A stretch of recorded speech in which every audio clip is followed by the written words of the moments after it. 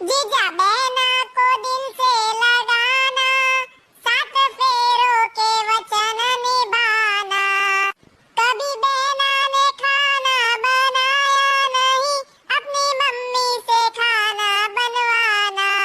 सात फेरों के वचन निभाना, जीजा बहना को दिल से लगाना, सात फेरों के वचन निभाना।